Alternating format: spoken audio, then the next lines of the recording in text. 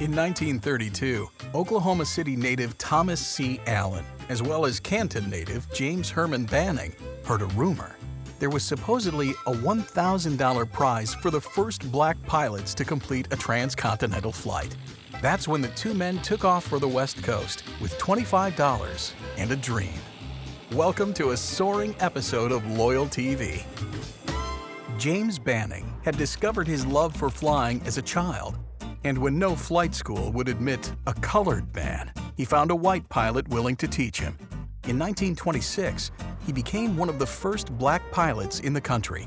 So on September 18, 1932, Banning and his partner Allen departed Los Angeles in an Alexander Eagle Rock biplane. It was put together with various cracked-up airplane parts.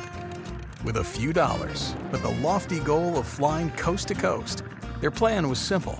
Make stops along the way to raise money from family, a few friends, even strangers, whoever was willing to fund their food, fuel, and repair needs. Hence, their self-proclaimed nickname, the Flying Hobos. Anyone donating to the cause could write their name on the plane's lower wingtip canvas, making them instantly a part of aviation history.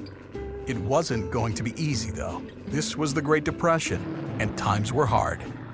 The two set down in Tucson, then El Paso, and on to Dallas, often barely making it from stop to stop with just enough gasoline. They flew along railroad tracks, sometimes landing in farm fields, where farmers were in awe at the sight of these men descending from the sky. Farmers frequently invited them home for a meal, and some even let them siphon gas from tractors to send them on their way. They eventually made it to their home state of Oklahoma. First, they stopped in El Reno, where Banning visited his brother. Then Allen reunited with his mother in Oklahoma City. The next day, the two began knocking on doors to raise additional finances and supplies. Amazingly, people with barely enough to feed themselves took up collections, even offering beds and meals, and signatures began to cover the plane's canvas. Soon, radio stations and newspapers broadcast reports of their continued progress, and when landing in Tulsa, wealthy oil man and tycoon William Skelly was waiting for them at the airport, offering to fund the two all the way to St. Louis. When they finally reached New York, Mayor Jimmy Walker welcomed them with a key to the city, and the Cotton Club in Harlem celebrated their accomplishment with performances by Duke Ellington and Cab Calloway.